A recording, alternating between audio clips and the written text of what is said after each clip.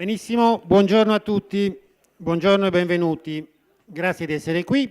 Siamo all'ultimo appuntamento del progetto Sardinia Tourism Call to Action. Siccome vedo in platea un po' l'artefice di questo ciclo di appuntamenti, che è Francesco Morandi, che adesso è distratto ma si metterà subito, sentendo il suo nome si sentirà chiamato in causa, come pure Antonio Usai. Questo progetto sta all'interno di un progetto regionale che si chiama Azioni di promozione e comunicazione attraverso il sistema degli aeroporti. Appunto è nato con Francesco Morandi, poi sviluppato dall'attuale assessore Barbara Argiolas e naturalmente da Renato Tommasi, Pierpaolo Pisu, tutti i nostri amici dell'assessorato al turismo. Devo ringraziarli particolarmente perché hanno creduto che gli aeroporti potessero essere non solo la porta di accesso di un'isola complicata dal punto di vista turistico, ma che potessero essere anche potessero rappresentare un momento di aggregazione, un momento di dialogo, di discussione sui temi turistici. Quindi siamo all'ultimo appuntamento. Intanto scusate, mi presento perché qualcuno di voi ieri mi ha detto ma tu chi sei? Ecco, io sono Lucio Murru, direttore commerciale di Geasar. Geasar è la società di gestione dell'aeroporto di Olbia Costa Smeralda ed è stata appunto incaricata dalla Regione di coordinare questo ricco programma di appuntamenti. Lo abbiamo fatto con il supporto, come vi ho detto ieri, di un personaggio di eccezione che è Joseph Yark, anche lui presente oggi qui, e l'abbiamo fatto con il supporto di molti amici, molti dei quali sono qui, ad esempio Gianluigi Tidia che ci supporta sulla parte Twitter, Marco Lacava che ci supporta sulla parte Facebook e social e Luigi Folino che ci supporta sulla parte video. Ricordo a tutti che tutto il materiale di questi appuntamenti è disponibile su Facebook, siamo in diretta su Facebook oggi, quindi potete andare a vedere anche gli appuntamenti del passato. Il materiale poi viene riversato su un account YouTube, cui potete andare a vedere in alta qualità e spesse volte gli interventi dei relatori esteri sono sottotitolati o comunque c'è la traduzione in doppia lingua. E poi anche su SlideShare potete trovare che è una piattaforma nella quale potete scaricare le slide degli interventi, potete recuperare gli interventi anche dei moduli precedenti. E un ringraziamento finale naturalmente allo staff di Geasar, quindi Manuela, Maria Assunta e tutti quelli che hanno progettato questa serie di appuntamenti e una serie di altre azioni che stiamo sviluppando. Non rubo tempo alla giornata di oggi che è molto intensa. Vi presento solo la coordinatrice dei lavori che è Miriam Giovanzana, il direttore responsabile di Terre di Mezzo, che è un editore particolarmente sensibile al tema dei cammini e quindi ci dà un grande supporto per la giornata di oggi. Vi chiedo un po' di pazienza perché avremo molti interventi e saranno molto cadenzati, per cui avremo una curva di attenzione molto intensa, per cui sarà una giornata molto ricca di appuntamenti. Ultima nota di servizio, al pomeriggio avremo l'intervento dell'assessore Barbara Argiolas che chiuderà i lavori. Buon lavoro a tutti. Prima di continuare però devo dare la parola ad Alessandro Cossu, che è il responsabile insieme a Geasar e al gruppo Galgano del PDP, cioè del progetto di formazione che ha interessato le prime giornate di questi moduli. Abbiamo scelto con loro di fare dei moduli di management cercando a livello nazionale e internazionale dei riferimenti che non parlassero solo di turismo, ma che parlassero di management del turismo in senso lato. Alessandro, a te la parola.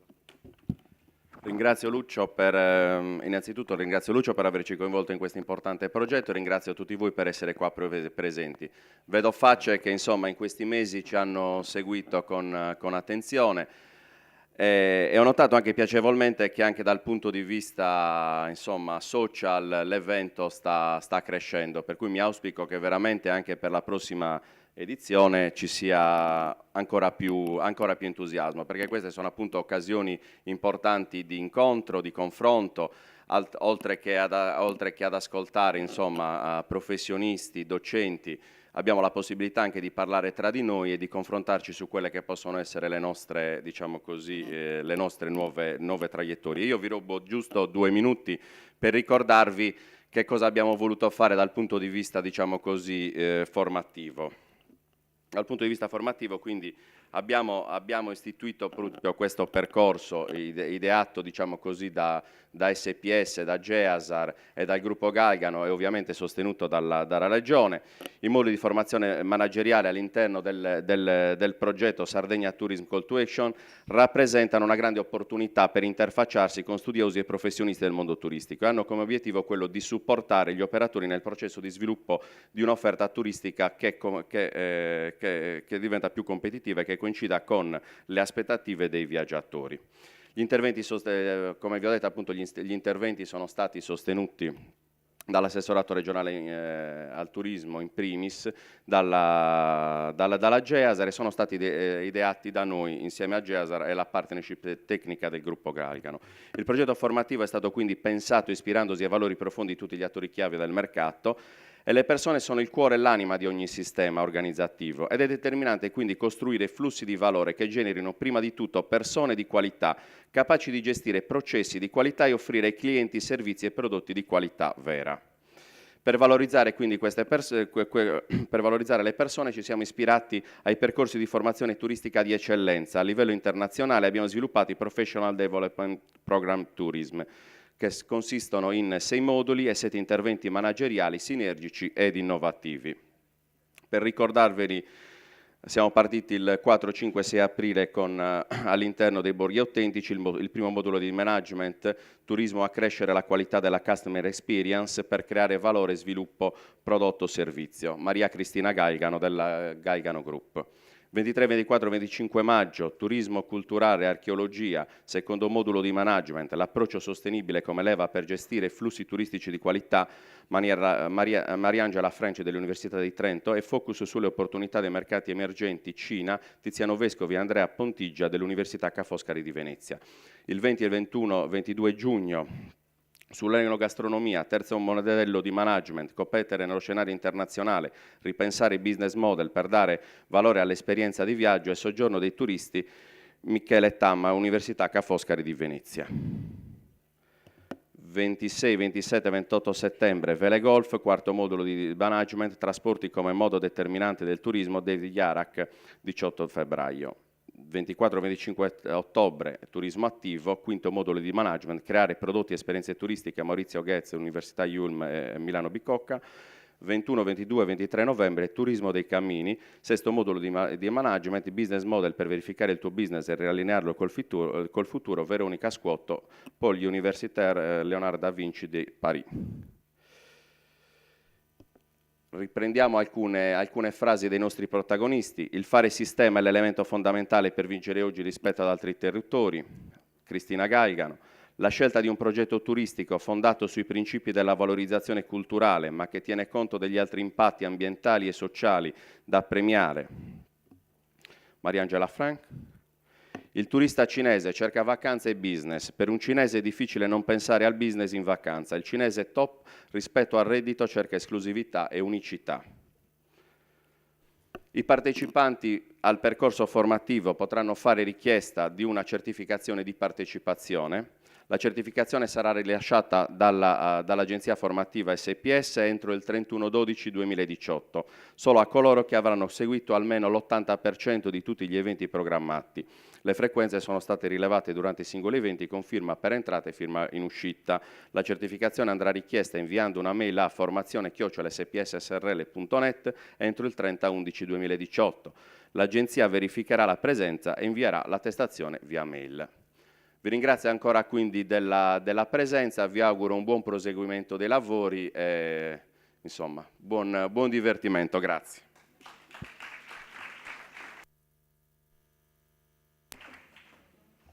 Grazie Alessandro, grazie Lucio. Allora cominciamo. Io sono Miriam Giovanzana, sono il direttore editoriale di Terre di Mezzo, che è la casa editrice che in questi giorni, ieri è stata citata più volte. Cercherò di raccontarvi perché e come. Ma mi riallaccio a quello che diceva Alessandro in questo intervento riepilogativo, perché mi ha fatto venire in mente una cosa. Terre di Mezzo è una casa editrice ed è un'impresa. Ora fare editoria in questo paese è almeno altrettanto difficile che fare turismo e E però, siccome anche ho la responsabilità della gestione della casa editrice, mi arrivano i curriculum delle persone in cerca di lavoro. E in genere nei curriculum c'è una frase fantastica che dice problem solving. Io sono portata al problem solving, niente di più falso. Il sistema, credo, educativo, scolastico, la vita che facciamo è portata a complicare le cose tutt'altro che a risolverle, e così anche la frase fare sistema è una delle cose più complicate e per le quali non siamo assolutamente educati. Il nostro sistema anche imprenditoriale e quello delle istituzioni è un sistema in parte frammentato e comunque l'uno contro l'altro armato, quindi fare sistema è difficilissimo. Allora io spero che nella giornata di ieri e nella giornata di oggi ci siano alcuni spunti che possano suscitare delle idee, oso dire anche delle emozioni, perché credo che ne abbiamo bisogno. Sono le passioni che guidano spesso i fenomeni, sia dal punto di vista di chi li fruisce, sia dal punto di vista di chi inizia dal punto di vista imprenditoriale. Credo che alcuni di voi lo possano testimoniare. Quindi le passioni, le emozioni, ma anche qualche elemento di sistema.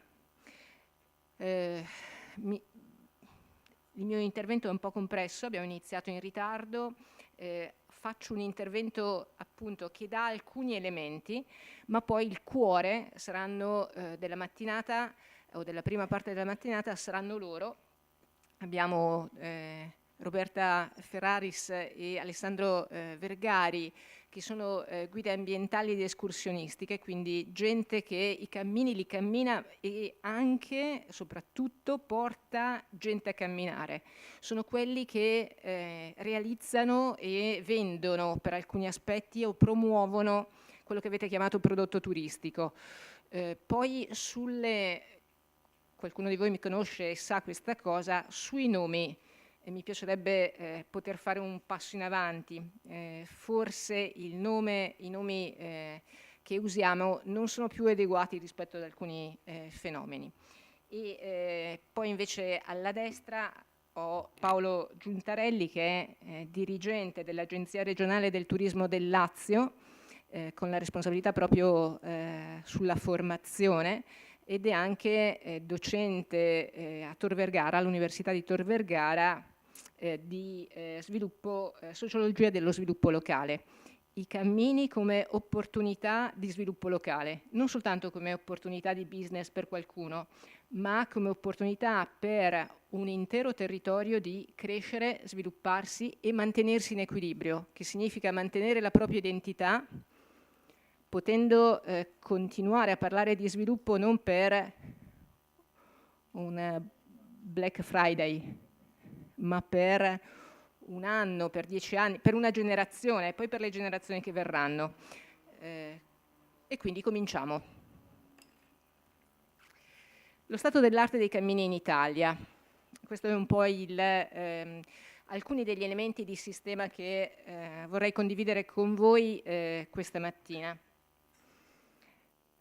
Questa è una rappresentazione un po' dello stato dell'arte. In realtà è uno stato dell'arte in evoluzione, quindi rapidamente. Da quanto si parla di cammini in Italia? Probabilmente da sempre, da molto. Da quanto questo fenomeno può essere davvero oggetto di studio?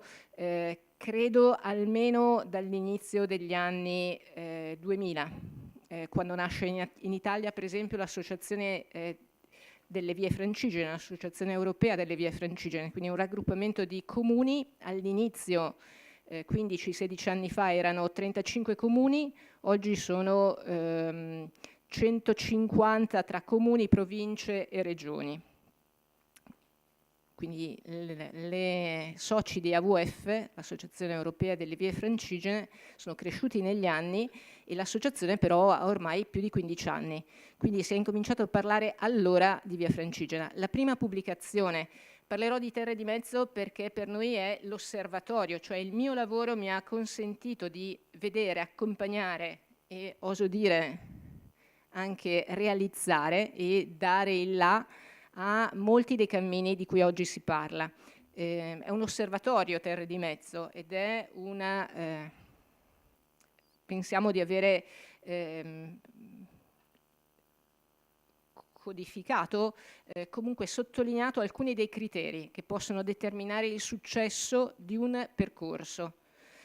Quindi parliamo di un tempo breve, circa 15-20 anni, grosso modo, però è il tempo di una generazione e quindi possiamo già avere delle linee guida, possiamo sapere che cosa funziona e che cosa non funziona, o possiamo fare delle ipotesi da questo punto di vista. Questa è la situazione a ieri, sostanzialmente. Vedete la Spagna, avete già visto ieri la situazione dei cammini in Spagna che sono centrati su Santiago de Compostela. Qui sono soltanto i cammini più famosi, il cammino francese, quello che parte dai Pirenei e arriva a Santiago, il cammino primitivo, il cammino del nord, il cammino della Plata o del sud, il cammino portoghese. E già avete una rappresentazione non di quello che è sempre stato, ma quello che è oggi e che è diventato nel corso degli ultimi anni.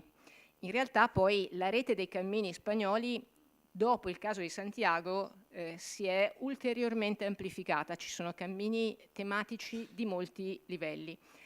Allora, i cammini come possono essere suddivisi?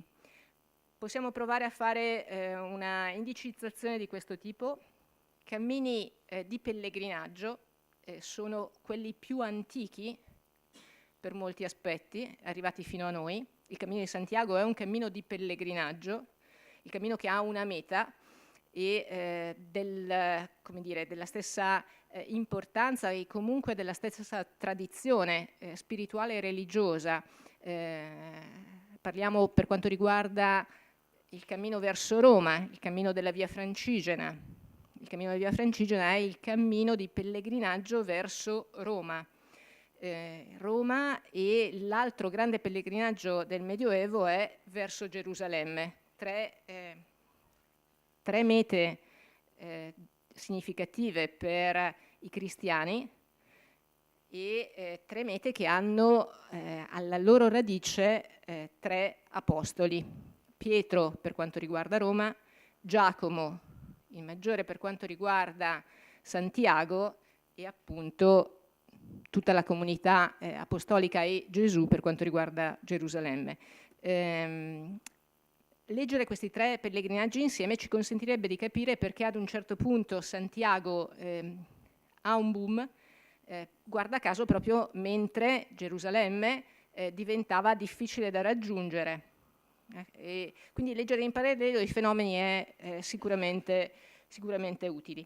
Parleremo un attimo di Santiago. Ieri è stato detto molto, ma vorrei aggiungere alcune cose che abbiamo raccolto nel corso della nostra attività di questi anni. Il focus però sarà sull'Italia.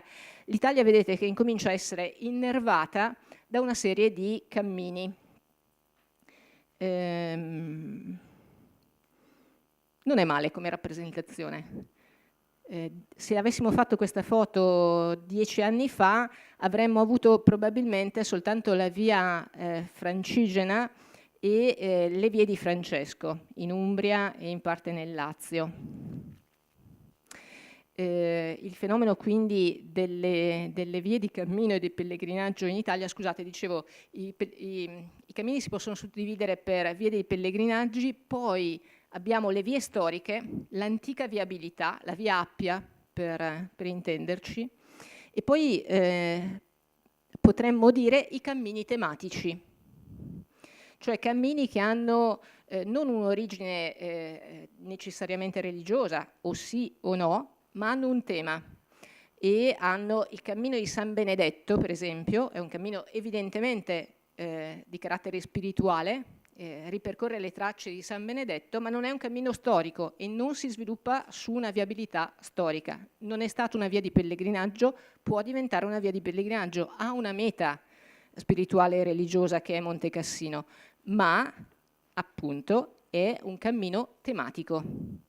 Il cammino Italia Coast to Coast di cui parleremo è un cammino tematico. Il cammino minerario di Santa Barbara può essere un cammino minerario arricchito dal fatto che la viabilità è una viabilità storica, come ci diceva ieri appunto Giampiero Pinna. Ok, per parlare, diciamo, oggi in Italia abbiamo circa 10.000 chilometri di percorsi a piedi mappati, georeferenziati e pubblicati. E quindi è un patrimonio. Pensate che Santiago, quei 4-5 percorsi principali che vedete disegnati lì, hanno circa, direi, circa 5.000 chilometri.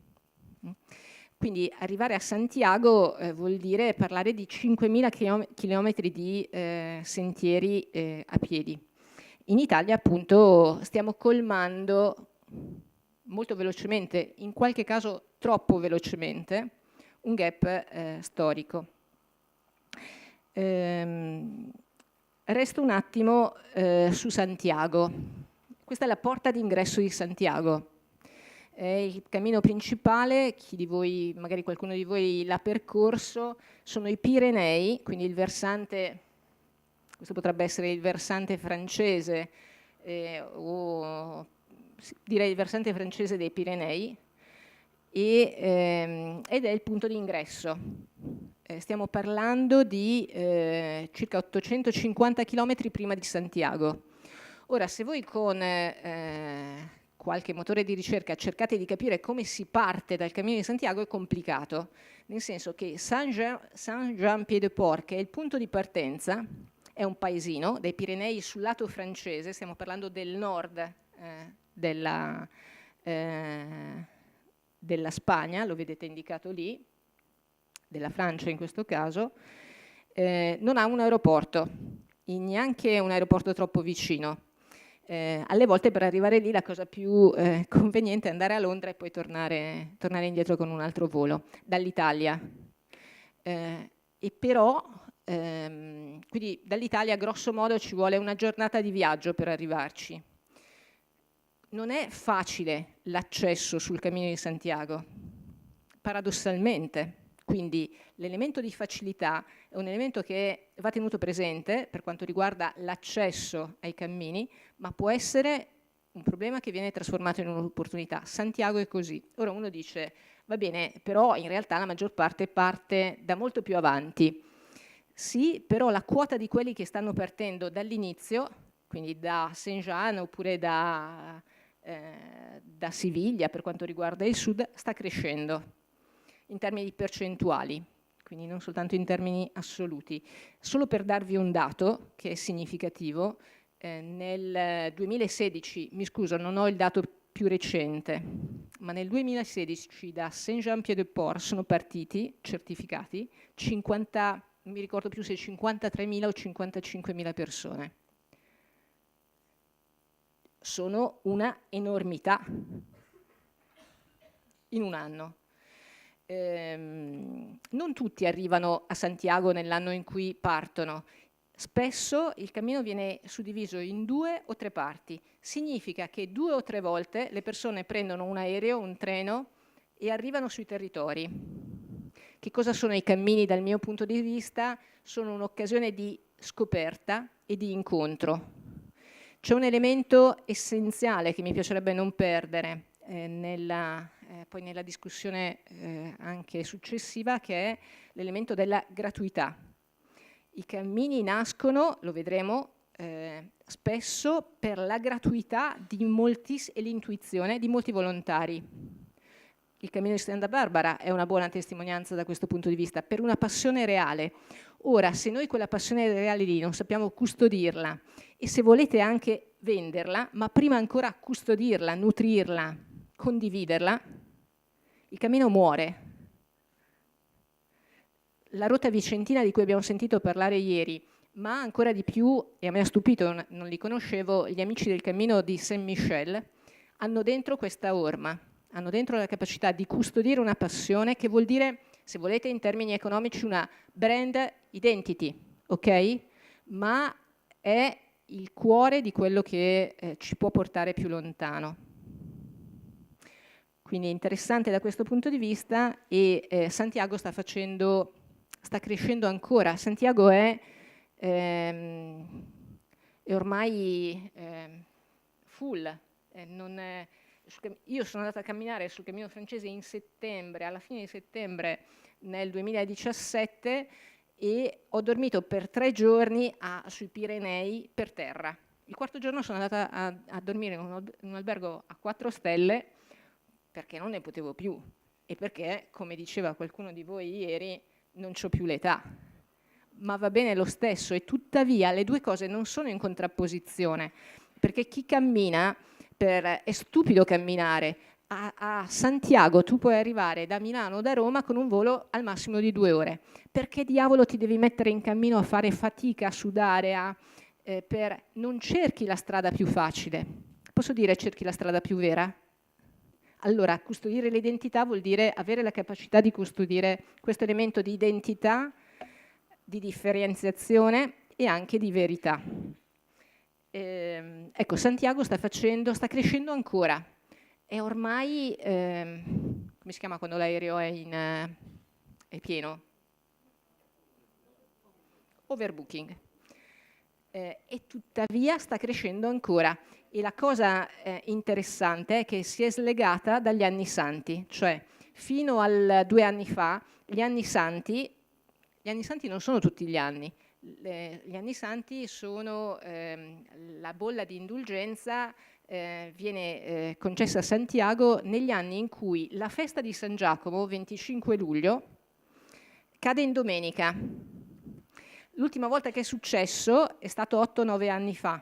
La Porta Santa di Santiago in realtà è stata aperta anche per l'anno santo della misericordia proclamato da Papa Francesco, ma il prossimo anno santo, tra i 2 anni santi sono passati 11 anni, il prossimo anno santo è il 2021, quindi siamo tutti curiosi di vedere che cosa succederà nel 2021.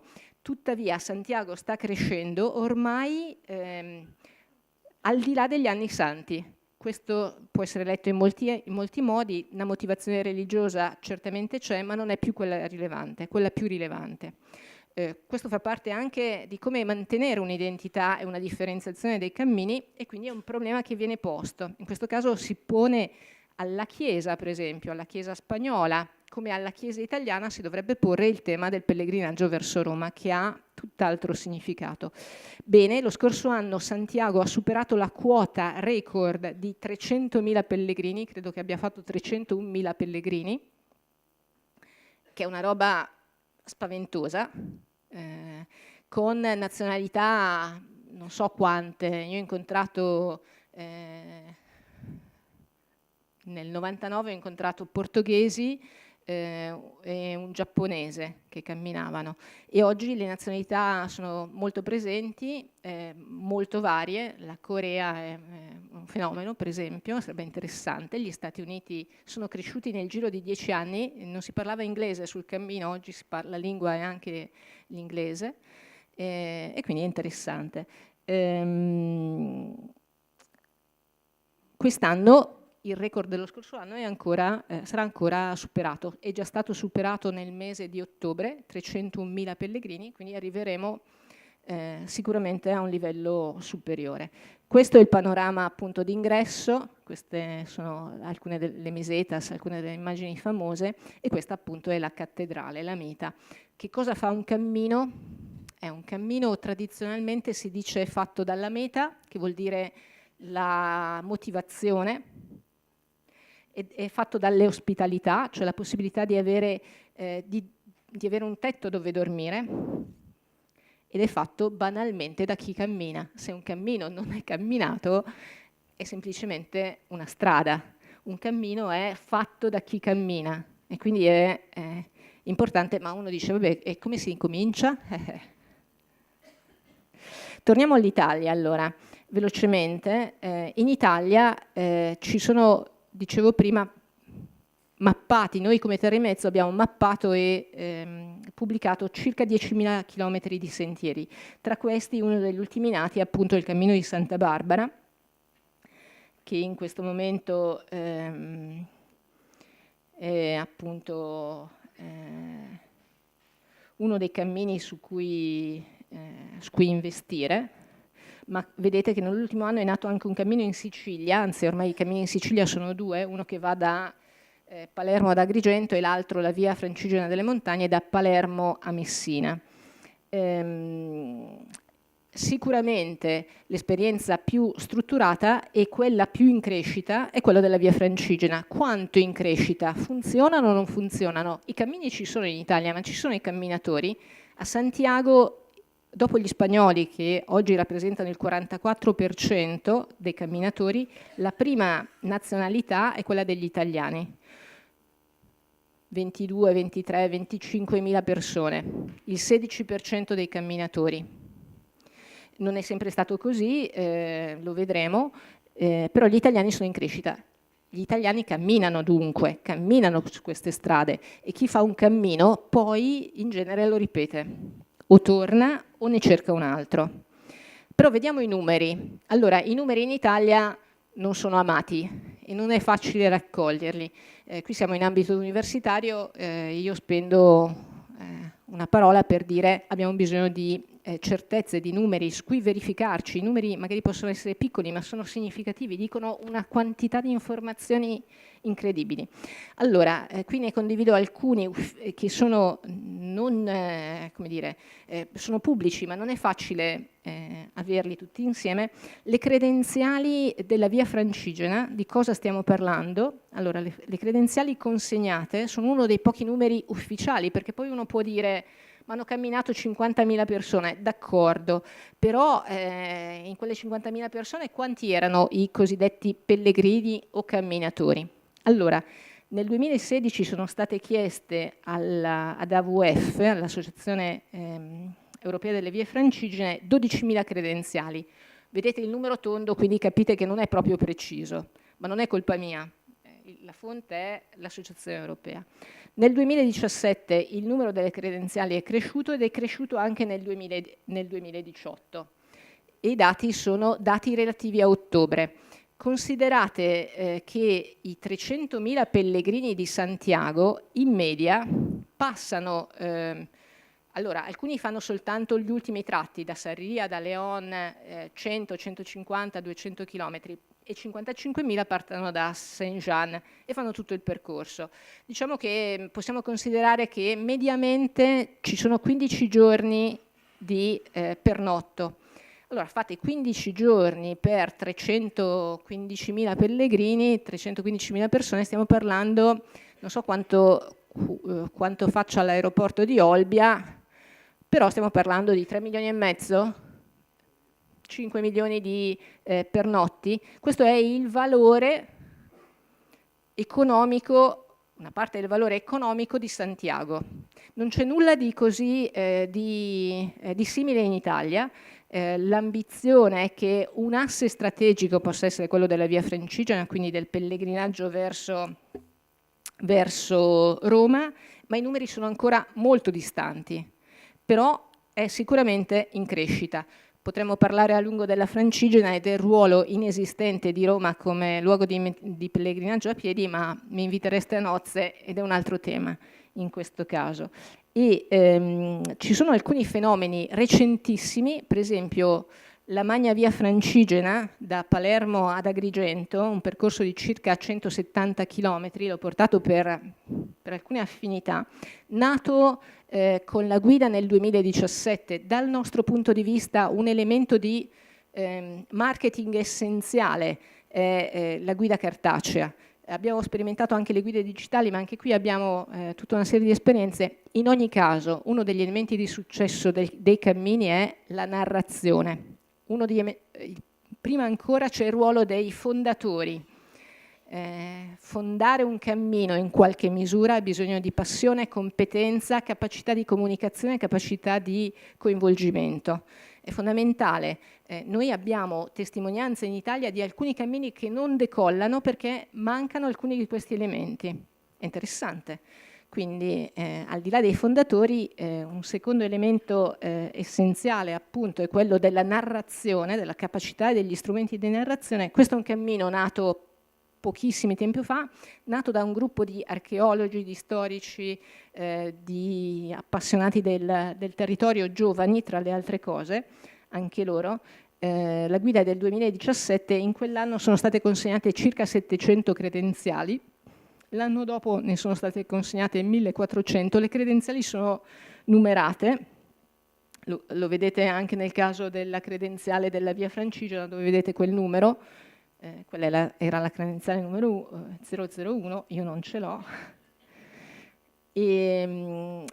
La previsione quindi a oggi, al 2018, a settembre, le credenziali distribuite erano 1400, la previsione per la fine dell'anno è 2100, poi andremo a verificarlo. È interessante che in un periodo non di stagione per i cammini si possa parlare di questi numeri.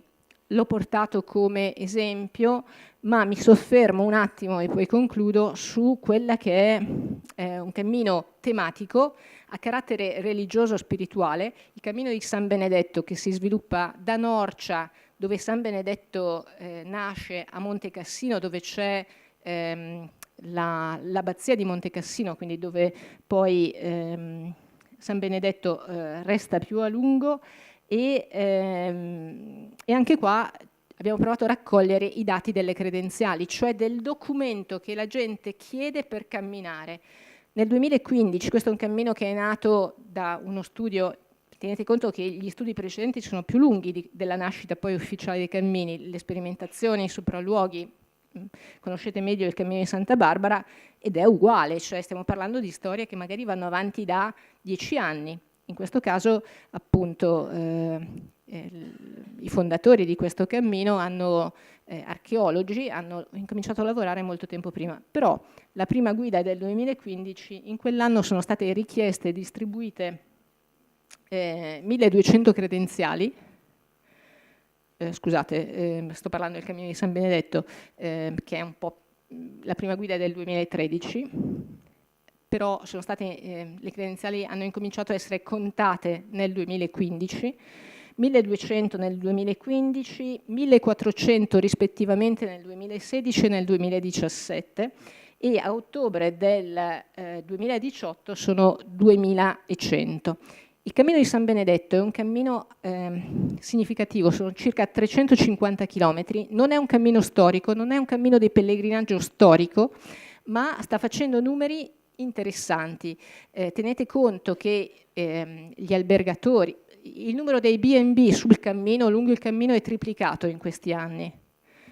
Quindi il cammino è stato un motore di sviluppo dell'economia locale, ma anche dell'aspetto culturale. Alcuni beni culturali sono stati recuperati, stanno per essere recuperati grazie ai cammini.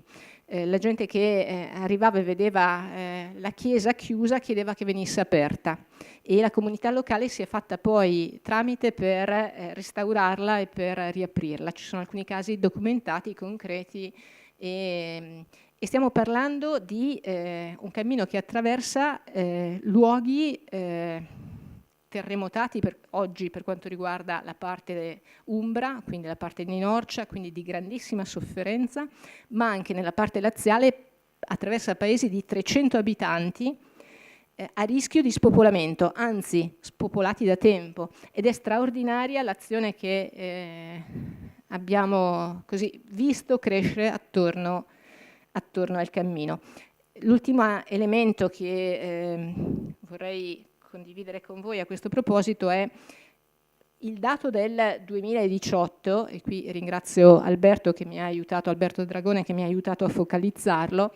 È un dato in crescita perché a camminare, oltre a una buona parte di stranieri, i B&B del cammino ci dicono: ci avete portato in casa il mondo, ed è un'esperienza davvero molto bella, però incomincia a essere camminato per, la media di soggiorno è di 4-5 giorni, dai laziali e quindi dai locali.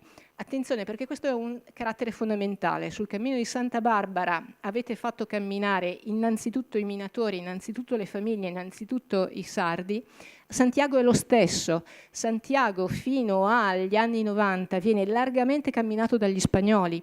Gli altri arrivano man mano e quindi è una passione che deve contagiare intanto le comunità locali. Finisco e poi passo la parola a Roberta Ferraris, quindi il mio è semplicemente, come dire, una piccola introduzione di quadro, poi entreremo nel cercare di capire se effettivamente poi i combinatori ci sono, dove sono, chi sono, come sono cambiati nel tempo. Però concludo ovviamente con il Cammino di Santa Barbara. Ho chiesto alla mia redazione di mandarmi una piccola slideshow e io credo che gli elementi di narrazione di questo cammino siano potenzialmente straordinari. Lo saranno sempre più se anche, come dire, noi, Alessandro Vergari poi ci racconterà che appunto entra nel catalogo il Cammino di Santa Barbara, quindi interessante, però se innanzitutto le comunità, vuol dire anche le istituzioni, lo faranno, lo cammineranno. Chiederemo a Barbara Argiolas se viene a camminare con noi domani, per esempio, o più avanti, ma anche a Lucio ed Alessandro. E questa è la guida. Volevo farvi vedere però, e chiedo ad Alessandro se mi dà una mano, la foto che ho scattato ieri alla libreria Feltrinelli che c'è qua davanti, come spesso faccio, quando è possibile vado a vedere se in libreria ci sono i nostri titoli. Questa è la foto del cammino minerario di Santa Barbara, che poi ho fatto vedere in primis a Giampiero Pinna e a Simone ieri qua, ce l'hanno.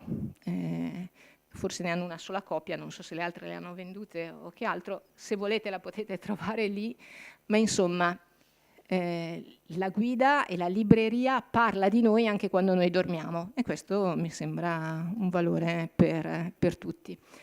Bene, allora, grazie, passiamo rapidamente, non è necessario... Tourism Call to Action, 7 incontri formativi per la crescita turistica della destinazione Sardegna. Iscriviti su www.aeroportodiolbia.it.